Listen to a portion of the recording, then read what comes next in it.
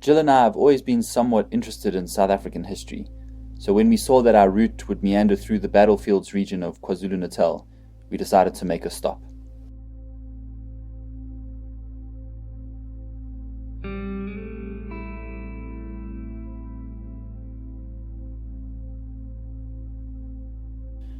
We were met by the team from the Fugitives Drift Lodge, who took us on a tour of the battlefields of Isandlwana and Rorke Drift.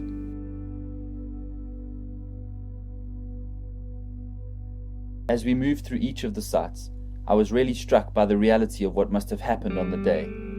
Even the landscape seems to have retained a sense of the significance of the events that it once played host to.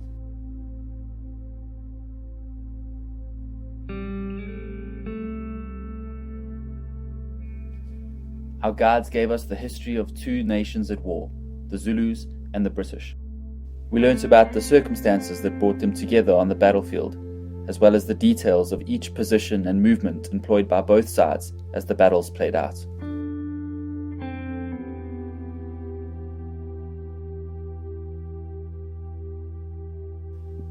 The Battle of Isandlwana was the greatest defeat suffered by the British Empire at the hands of any native force. And later that same day, just over 130 British soldiers would defend the mission station at Rorke Drift against an impi of over 3,000 Zulu warriors in a battle that raged throughout the night. These are among the most significant battles ever fought on South African soil. As our guides continued to expand on their narratives, I started to realize that this was more than just one story, but rather many stories of individuals just like me, in whose footsteps I now stood. These were stories of bravery and selflessness, such as Colonel Anthony Durnford, who died among his men in a final stand against his enemy.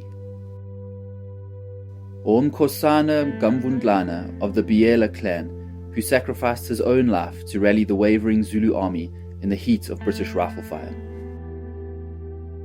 Or the tragic tale of Melville and Coghill, who died on the Natal side of the Buffalo River while trying to help each other to safety. Their stories really got me thinking about what each of these men had done when it mattered the most, and what I would have done if our places had been traded. I'd like to thank the team from Fugitives Drift Lodge for bringing these fateful events to life, and for making it more than just a British or a Zulu history, but my history. If you want to learn about the history of these battles, then go to Wikipedia. But if you want to feel the history of these battles, then go to the battlefields.